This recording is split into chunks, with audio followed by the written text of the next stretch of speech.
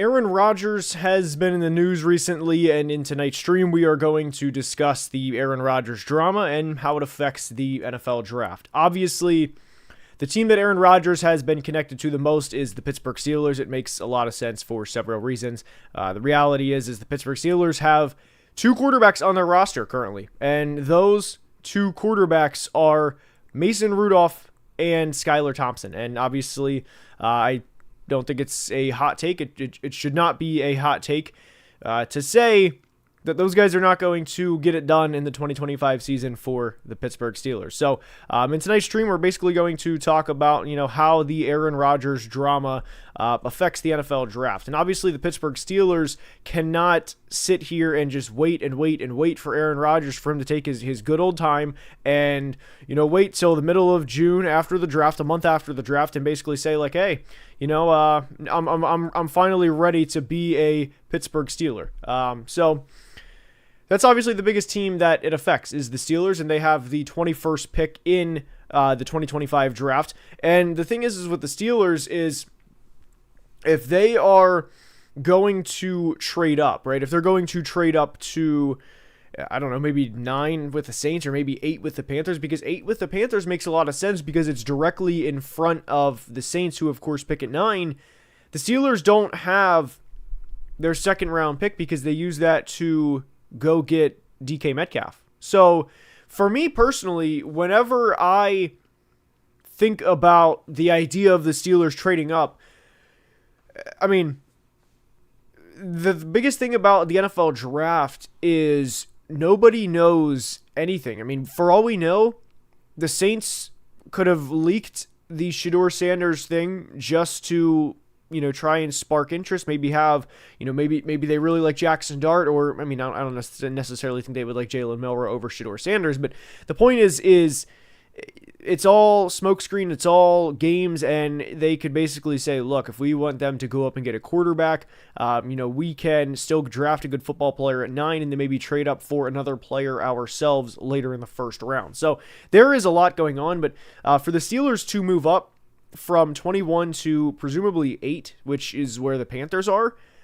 I would think it has to cost at least a 2 next year, if not a 1. I mean, the thing is 21 and 83 is not going to cut it to move up to pick 8. So they're going to have to trade significant draft capital. And that puts the Steelers in a pretty tough situation, just because they're still waiting on Aaron Rodgers, and I don't know what the answer for the Steelers is at this point in time, because it's obviously not Mason Rudolph and it's definitely not Skylar Thompson. So let's go ahead and just take a look at some of the chat. What's up? Happy Easter. Yep, happy Easter. We are indeed streaming on Easter. It's Easter, my dude. Take a break. Unfortunately, it doesn't work like that. I'm going to be working probably till midnight tonight would be my guess. We'll see. Maybe not quite midnight, but a long time. It's part of the job. It's draft week. It is what it is. All right. Jackson Dart, Milroe hype is so forced.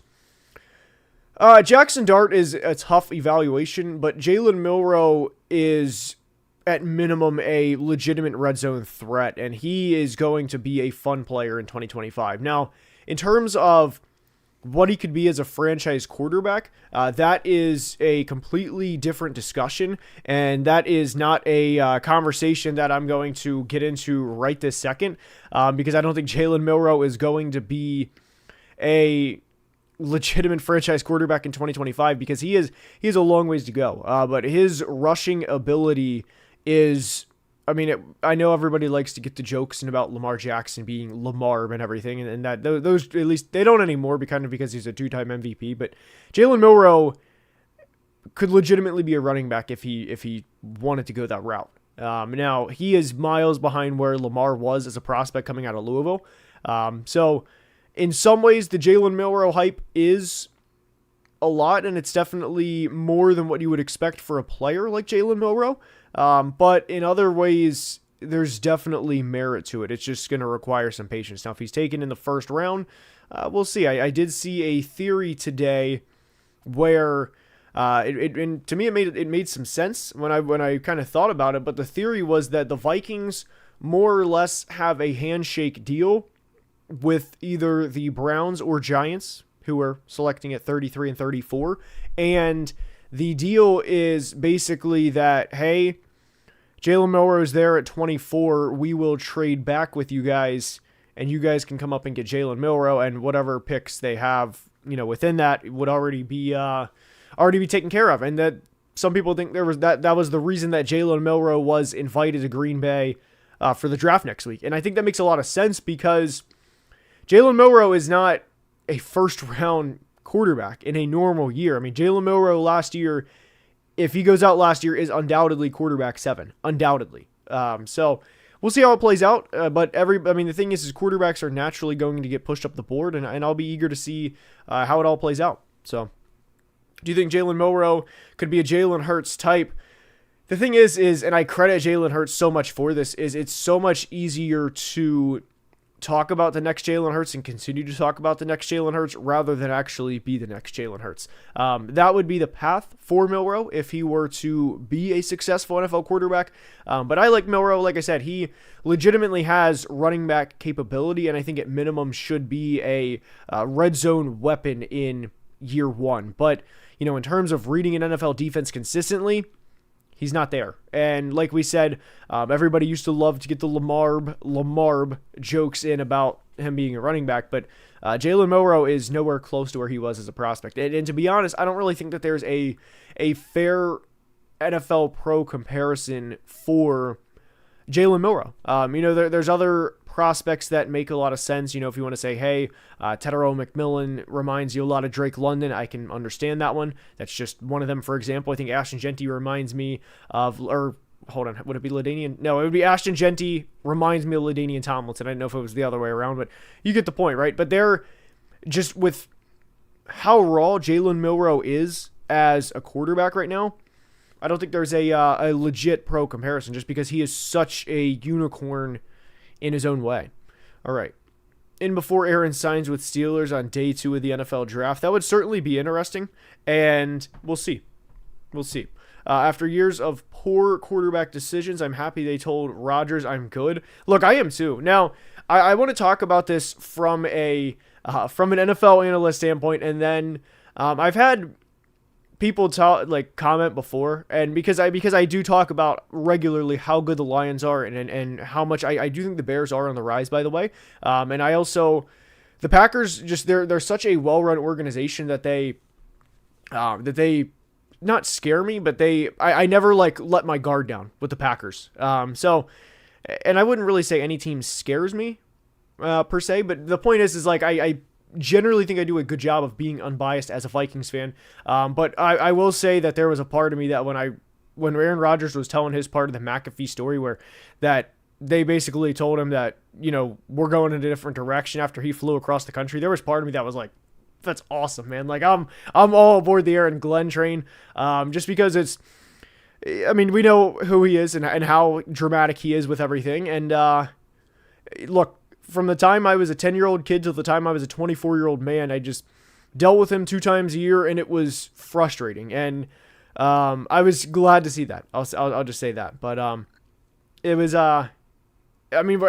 whenever he became a free agent, I was not, if you would have said that, hey, on Easter, on April 20th, 420 for anybody that wants to get the joke in, that he's still not signed 4 days before the draft, there's no part of me that would have been surprised by that. That's just how Aaron Rodgers goes, or that's just how he is. But anyway, is it time to do a Steelers situation video? Asked Justin, who is also a member of the channel, by the way. Appreciate being a member, Justin. And I'm going to make a members video exclusive coming up soon. Not just a stream, but an actual video just discussing several things. But anyway, I would say no.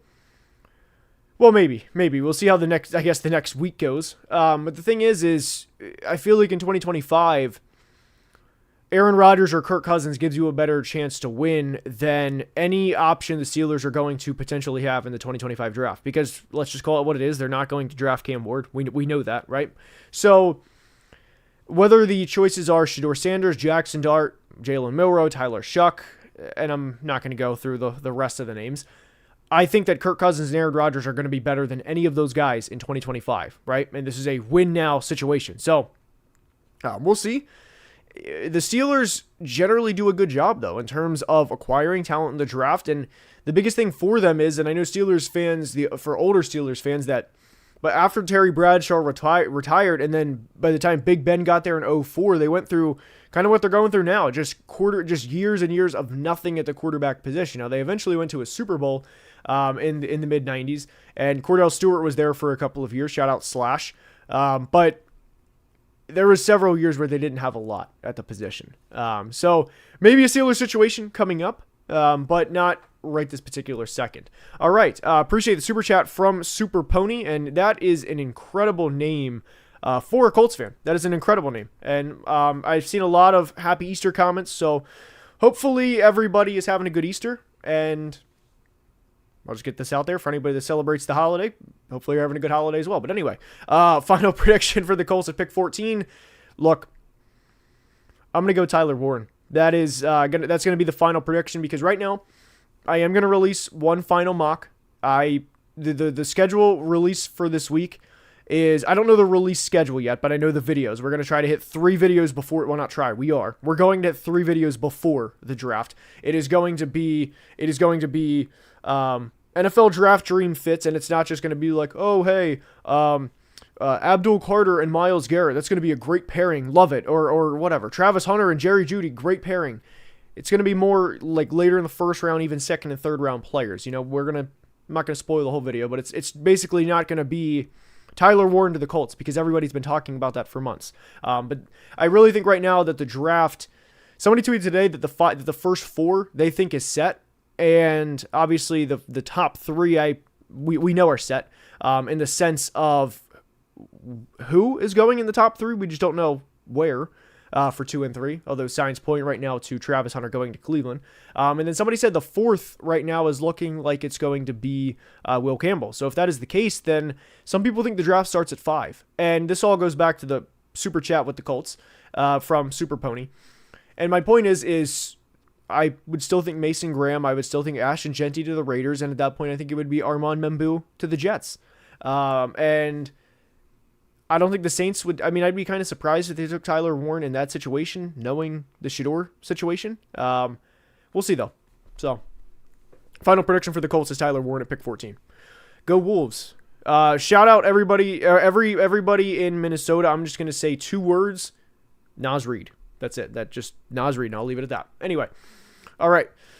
Let's see. My ex-wife, appreciate the super chat, appreciate the member. How did the Orioles give up 24 runs? Yeah, so there was a tweet today, by the way, for those of you who don't know, I do live in Maryland, and I would say I am an Orioles fan, although I'm not going to pretend and act like I'm anywhere close to as big of a Vikings or NFL fan as I am an Orioles fan, or the opposite. You know what I'm trying to say? Like, NFL is far and superior up here.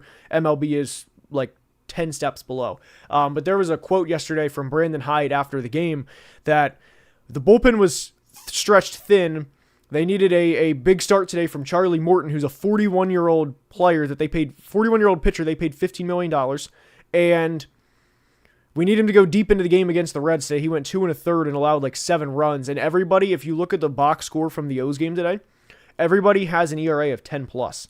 So not ideal. Not ideal. But anyway, hit the like button. Good call. Good call. Definitely hit the like button. Definitely hit the like button. It would be appreciated. So anyway, hurts to be an Eagles fan. Member for 2 months. Appreciate it. Football Analysis giving us so many videos. We're trying. Hey, look, there's a lot of positives moving forward. This draft season was different than last year for a couple reasons behind the scenes. I'll just kind of leave it at that. But I'll just kind of leave it at, and this is what I mean by a members only video. There's just a lot going on behind the scenes for that will set up for a better tomorrow. And I'll just leave it at that. All right. Let's see here. Justin, what team will disappoint 2025 pre-draft? Okay, so what team do I okay, before the draft starts, what teams do I think will disappoint? All right. Let's take a look here. It just has to be somebody that has like less or like not a lot of picks, right? So I don't want to say, oh man, the Raiders, because I feel like people love just dunking on the Raiders, and a lot of the times the Raiders do it to themselves.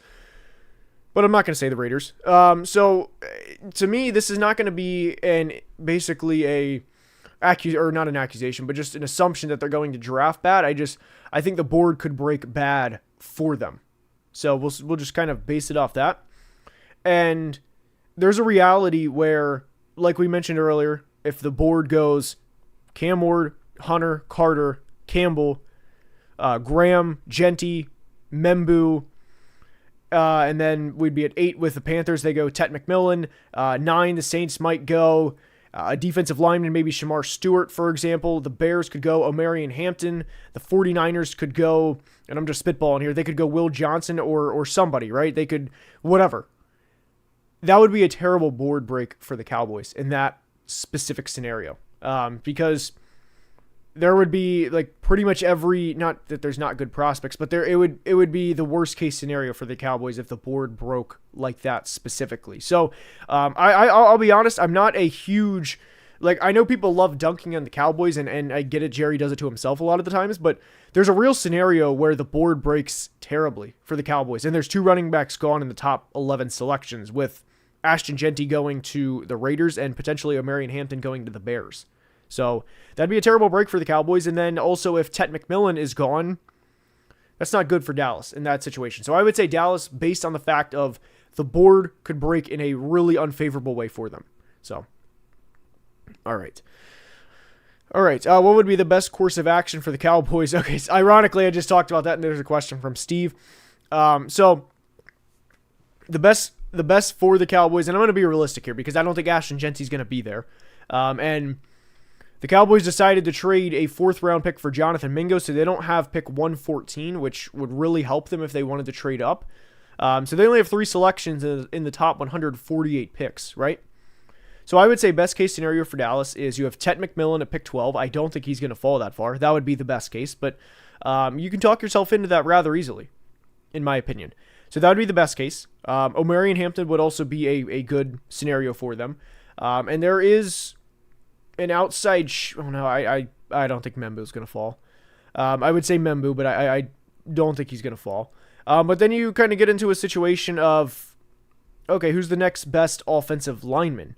It's definitely way too rich to take Donovan Jackson at 12, as much as I like Donovan Jackson as a guard. It's rich to take Grace Abel.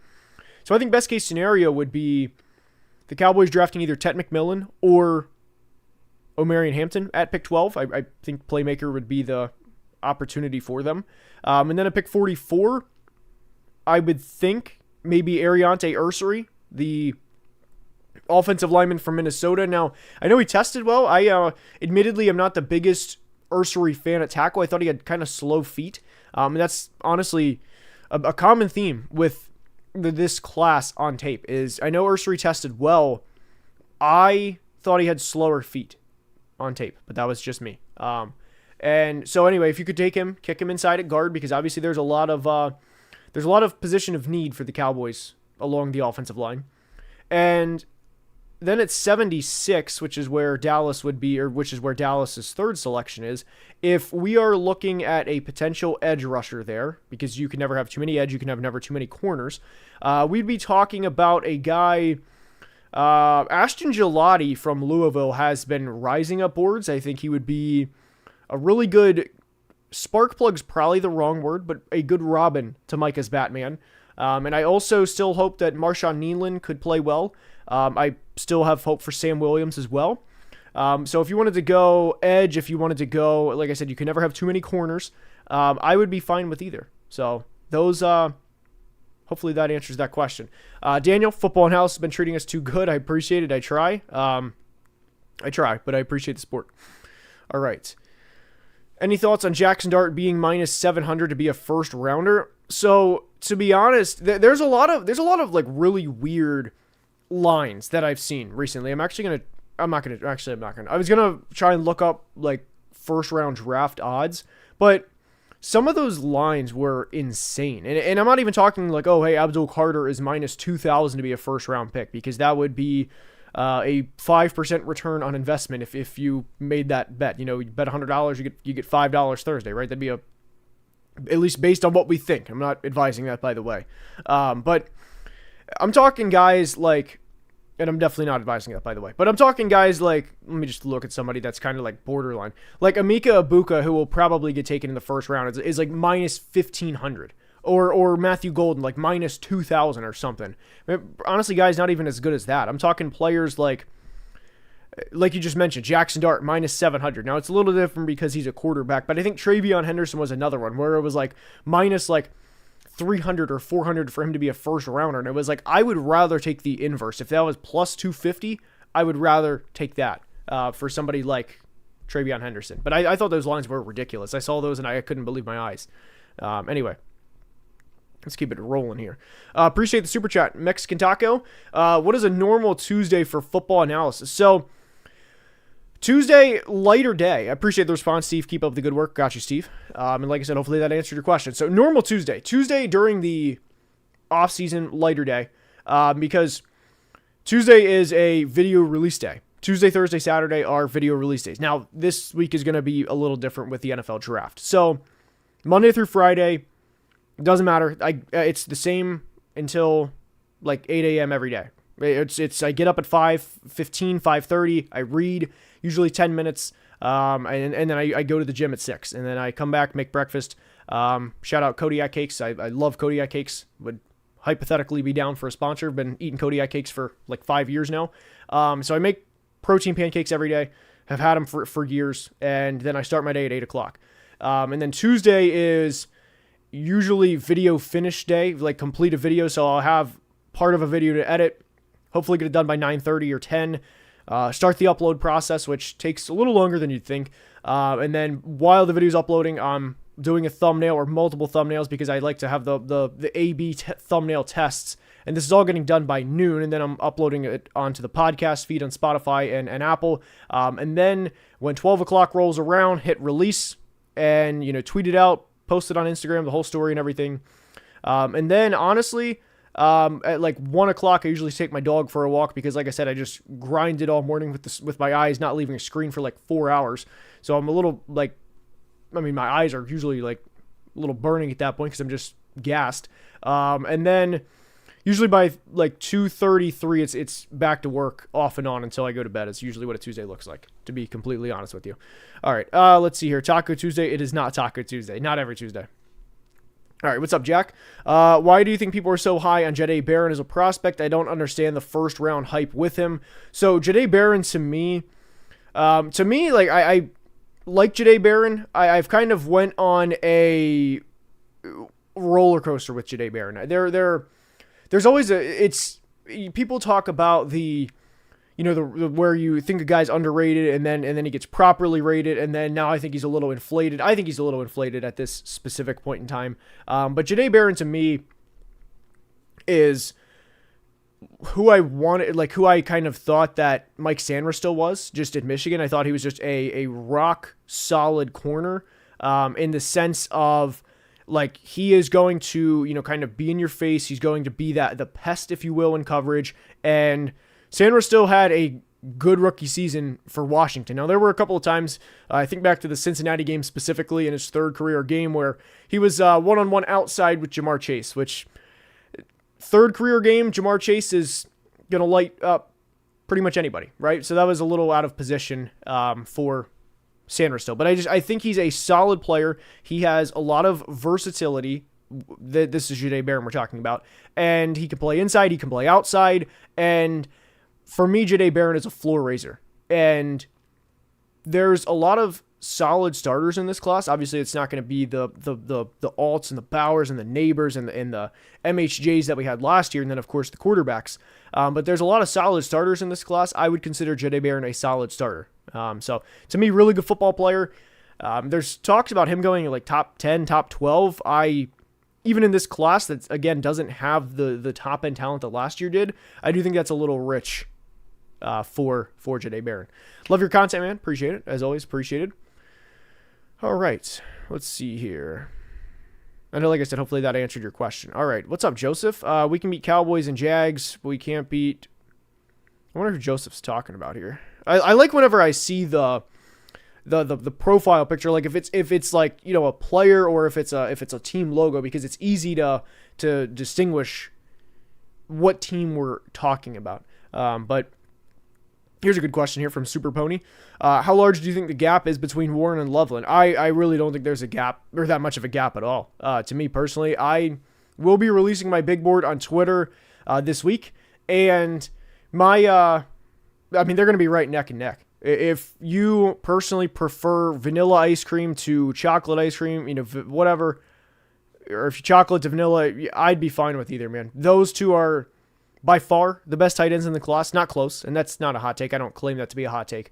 But Colston Loveland, I can't wait to see him break out in 2025. I can't wait to see everybody that's doubted him, he is a great player. And there were several targets that he had last year that, whether he was Colston Loveland or Rob Gronkowski or Travis Kelce or George Kittle, nobody was going to catch the passes that were thrown to him. So I'm a big Colston Loveland fan personally. So there's not that much of a gap. All right. Let's see here. Are you a Shuck fan? Not sure how I feel about him. Probably a career backup. Skull from Cali. What's up? Hope you're doing well out on the West Coast. So I like Tyler Shuck for what he is. Now, quarterbacks, obviously, like we said, they get pushed up. I don't like the idea of taking Tyler Shuck in the top 25, top 30. I myself was born, I was born in the 1900s. Now, I don't like whenever people that are like 18 years old that were born in like '07 talking about people that are in the 90s are like dinosaurs. I don't like that. That makes me feel really old. But Tyler Shuck, being a draft prospect now, born in the 1900s in 2025, is not good. And it's also not good that he is 2 months older than sixth-year corner Noah Igbenogany, who was a first-round pick back in 2020. So Tyler Shuck, to me, look, he has the arm talent, but Shuck is very... if he goes to a bad situation, and somebody selects him in the top 40, 45 picks, it's going to be a very bad pick if the situation is bad. And I don't just say that because, oh, wow, that's a really riveting analysis there. He does not do well under pressure, and he kind of does the... Kirk Cousins used to do this at times. I'm trying to think who else used to do this. There's probably somebody just really obvious that I'm just not thinking of. Sam Darnold, even for that matter, did this year, where it's just the lights are on, but nobody's home under pressure. And obviously the seeing ghosts is kind of Darnold's thing, where everybody goes back to that. But there's just times where Shuck would be under pressure, and it would just be like, whoa, man, like I just gotta wing it out. Let me just throw this ball away just to simply get it out of here. And it was not only a bad look, but it was borderline embarrassing for some of the misses that he had last year. So if somebody takes him in the top 40, good luck. I'll just leave it at that. I like the tools. And I like him for what he is. And if I like a player for what they are, 9 out of 10 times, that is not going to be a first round pick. That is going to be a developmental player, and it's definitely a developmental player in Tyler Shuck's case. But I like him for what he is. So, is Shuck another Brandon Weeden? I'm going to be honest, I was 14 whenever Brandon Weeden entered the draft process, so I'm not going to sit here and act like I was breaking down all 22 with Brandon Weeden the way that I did this year with Tyler Shuck. But the age comparison is definitely there. But I mean, Brandon Weeden had a much better final year at Oklahoma State than Tyler Shuck did at Louisville. And it also wasn't like, it wasn't crazy. I remember it wasn't crazy. I mean, I still read like mock drafts and everything. I just wasn't as, knowledgeable about the game at 14 as I was, or as I am at 26. I was actually 13, by the way. But I remember the mock drafts, like it wasn't crazy for Brandon Weeden to go round 1, where I would not want to take Tyler Shuck in the first round. So I would say it's not the same. Do I play fantasy? Absolutely, of course. Let's see here. Making the right reads with no team is incredibly hard. It definitely is. Heating up on McCord could be good. Sitting behind Stafford can be a high volume passer, solid processor. I can get behind that. There's honestly, I like Will Howard for what he is as a prospect as well. Again, that goes back to for what he is. And honestly, I'm not going to sit here and act like I love this quarterback class, but I like a couple of players in this class for what they are. Jalen Milroe definitely being one of them. I would love to take Jalen Milroe and just watch teams try and defend that inside the 15 or 20 yard line. I would love that. Just because you're going to have the other team spend time game planning against that throughout the week because of the threat of him. So Jalen Milroe, definite chess piece at minimum in his rookie year. All right. Diggs report. Who do you think will be there for Baltimore at 27?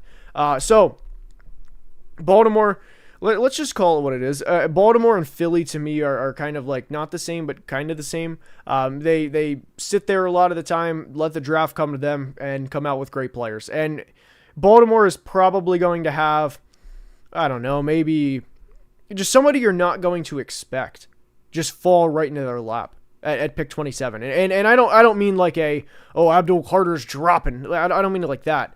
But it could be somebody like Donovan Izaraku from Boston College. It could be Luther Burden. One of those guys could absolutely fall into their laps.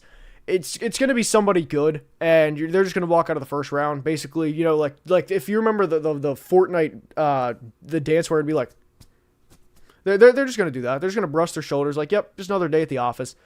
Baltimore's a really well-run organization, and I can't say enough good things about them. So it'll be somebody. It'll be somebody really good. And I'm eager to see who it is when it happens, to be honest. Knowing Baltimore Starks will somehow fall, that's another perfect example. All right, let's see here. Jags fan 3039. All caps. I'm glad you put all caps. I don't know if I would have saw it otherwise. Joking, of course. Do you think the Jags trade the 5th pick because they have 6 DTs on the roster? Smith, Armstead, Ledbetter, Hamilton, and others in their GM was then who orchestrated the trades for the Los Angeles Rams. So I like how you said and others.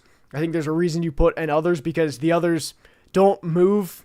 You, even as a Jags fan, you're not sitting here. Let's actually, I'm going to be honest, I don't know the 5th and 6th Jags. Sue me, I don't know the 5th and 6th Jags defensive tackles on their roster in mid-April. Let's take a look.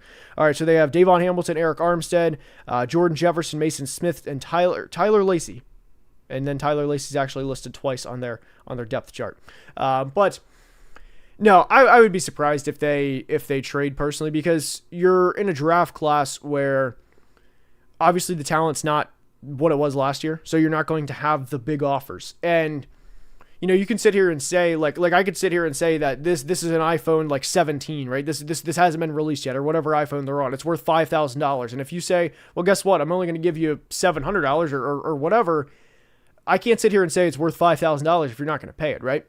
That's basically the situation the Jags are going to be in if the top 4 picks are Cam Ward, Travis Hunter, Abdul Carter, and Will Campbell. If somebody doesn't want to pay whatever the cost would be to come up and get Tetero McMillan or Ashton Genty or whoever, then the Jags are going to stick and pick. One scenario that I do think has not been discussed yet is the Jags potentially trading with the Bears directly in front of the Raiders.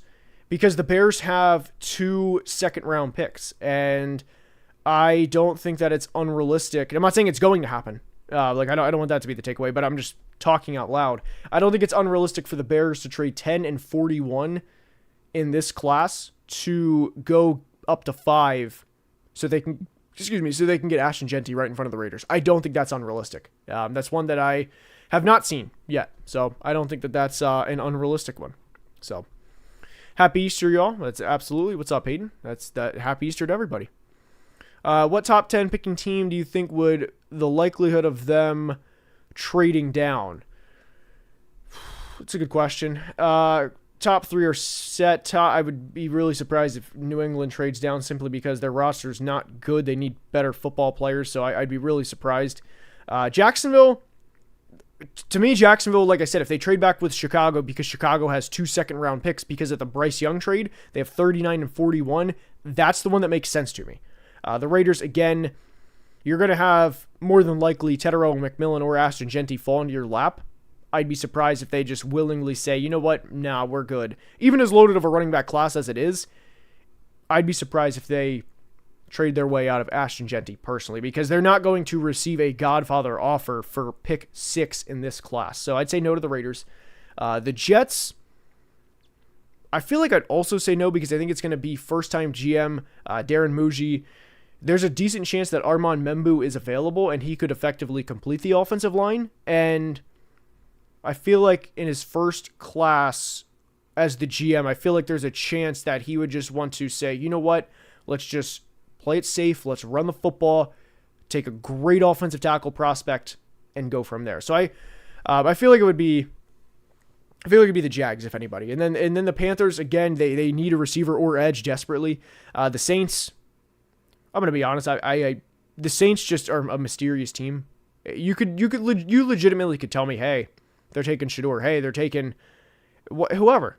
Somebody earlier said Shamar Stewart's not a top 10 pick, and I would agree with you. I don't think he's a top 10 pick, but it's still Mickey Loomis running the show, and he loves his heavy-handed players. Now, I know they just paid Chase Young, and he's not exactly like your 280-pound edge that Mickey Loomis likes, typically.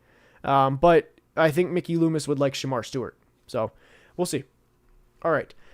Are you more defensive or offensive-minded? And who is your favorite? Wait. Let's see here. What is your preferred pick? I would personally say I'm more offensive-minded, just because I feel like there's more access to offensive plays. But that's just me.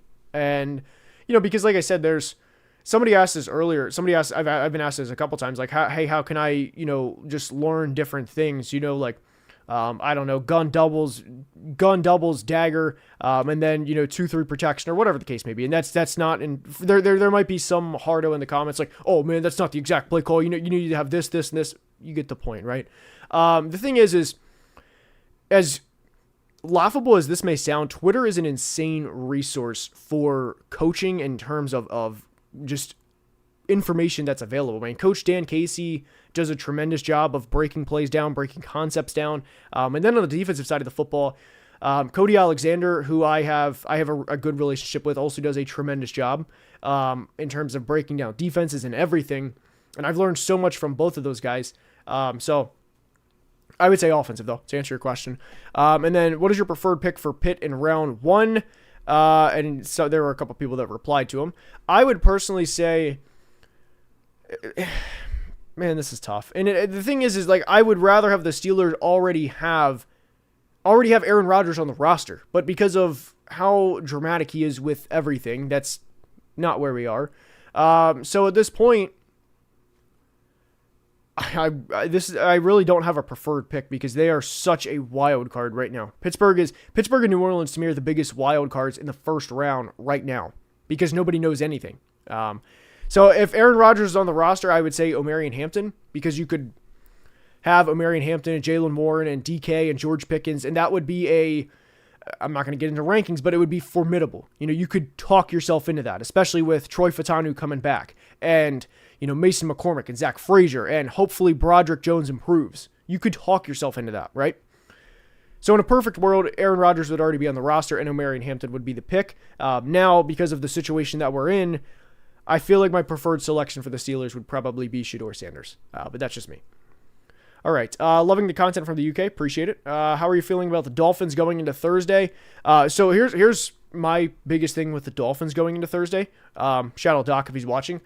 My biggest thing with the Dolphins is if the value is remotely there, they're picking at 13. So I'm talking if you have the 15th best player, the 17th best player, as long as it's not like the 40th best player, like an Alex Leatherwood type pick, right? At pick 13. I can't emphasize this enough.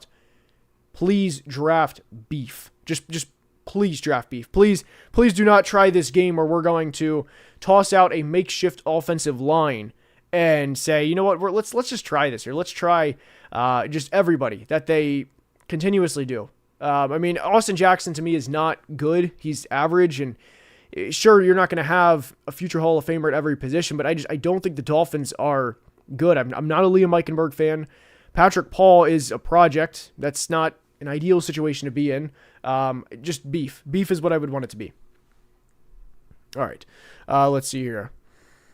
All right. Bro is speaking facts, though I can attest to what he's saying. Appreciate it, Brian. Oh, and then Brian even replied to his comment about work. So, or preferred, rather, is what he meant. So, yeah. All right. Let's see here.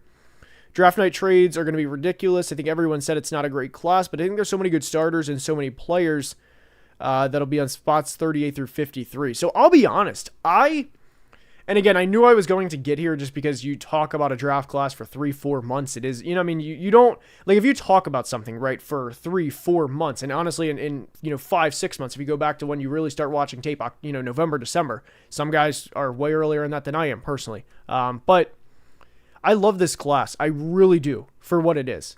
Because I don't think there's that much of a difference between player 29 and player 65. And I mean, there's going to be teams this year. I think it's going to be more. I released a video last week. There hasn't been a draft like this in a long time, because teams are. I mean, you're going to see who has a great process in their scouting department and everything. And I can't wait to see, how it all plays out and just how teams perceive value in this class. And that's the mystery in terms of what I'm looking forward to this weekend. I will be live Friday night, by the way. I'm not going to be live Thursday.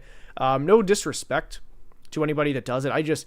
I'm not a fan of, like, okay, the Titans select Cam Ward. Okay, let's sit here and talk about Cam Ward for 10 minutes. Okay, the Browns select Travis Hunter. Let's talk about that for 10 minutes. I'm not a fan of that. Now, like I said, I credit any YouTuber that, and that's not shade at anybody, I just don't enjoy talking for 20 minutes about two specific players. It's just not my biggest thing, right? But I'll be live Friday, and I'm not going to be live Thursday. So, all right. Refined Mind, you sent a super chat. Message was retracted. I still get the money from the super chat, so if you comment, comment what your question is, I will make sure to definitely read whatever you were going to say. But you retracted the message, at least on my screen it shows that, so I'd be eager to see what the message or the question was.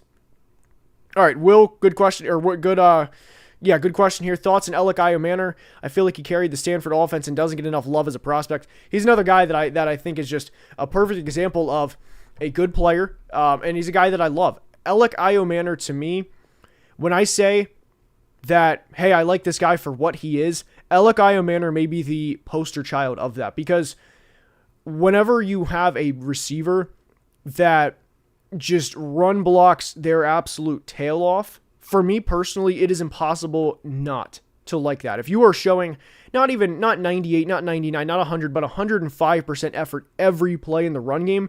There were a couple games this year. Cal was a big one where, I mean, he was 8, 10, 12 yards downfield, just hands inside the pads, just driving guys back. And that adds up. I mean, that you get to the fourth quarter and you are wearing teams down. So I'm a big Alec Iomanner fan. I really am. And I like him a lot. Unfortunately, Iomanner is not as good of a contested catch receiver as you would hope for a player that is, like 6'2", 210.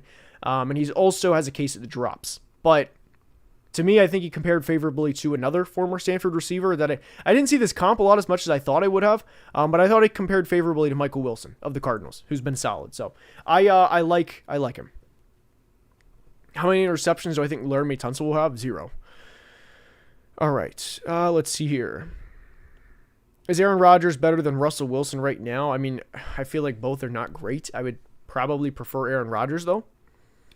All right. Let's see here. Who is this year's Falcons that just nukes everyone's mocks by picking someone totally unexpected?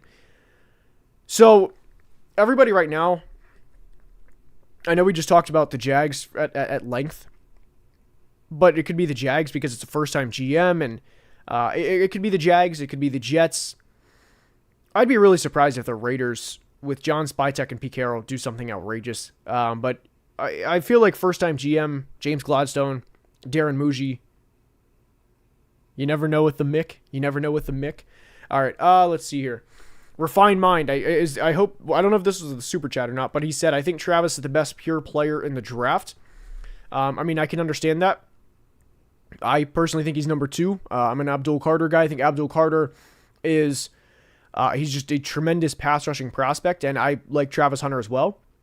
To me, they're neck and neck. It's not like one is, Myles Garrett at his position, and then Travis Hunter is like Drake London. It's not that type of drop off. I think both are elite prospects, and that's not Drake London slander, by the way. It's just to say that he's not, the Myles Garrett of the receiving position, right? But I love both players, and I would just give the slight edge to Abdul. I just think the potential there is through the roof. Like, I'm talking in Abdul's case, and this certainly applies to Travis as well, but Abdul could be 12, 14, 15, 16 sack guy, maybe not in year 1, but eventually down the line and be a 5, 6-time Pro Bowler, and it would not surprise me because I think he is that good of a player. I mean, go back and watch the Notre Dame playoff game, and he took that game over with one shoulder.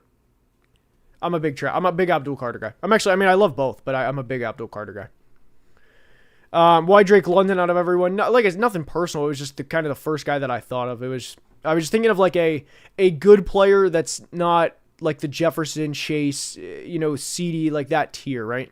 So that was the first one that I thought of. All right. But guys, that is going to wrap up tonight's stream. We're going to be live a lot through like in the next week. We're going to be live Friday night. We're going to be live Thursday during the day. We got a lot of content coming out soon. So hopefully you guys enjoy. And I'm actually, by the way, for anybody that likes to listen to me yap about ball, which I would imagine everybody that's here does, which I appreciate the support, cannot emphasize that enough. I'm actually heading off to, I'm going to be a guest on Marcus Whitman's channel. We are going to talk offensive line prospects. He's having me on for his offensive line video, and it's probably going to be an hour and a half discussion talking about offensive linemen. So if you want to sit here and listen to me talk about my guy, Anthony Belton, I'm a big fan of Anthony Belton, offensive tackle from North Carolina State, 6'6", 340. I think he fits better along the interior. I don't think he has the foot speed to be able to keep up outside, but he definitely has the power. He definitely has that pop in his game. You want to see me talk about the passion with Anthony Belton? You can see that on Marcus's channel. So I will catch you guys, and hopefully you guys enjoy it. And until next time, it is That Franchise Guy is the channel. That'll be live tomorrow. I'm assuming is when he's releasing it. But until next time, please be safe and have a great day. Hopefully you guys had a good Easter. Happy Easter to you and your loved ones. And I will see you next time. Love you guys.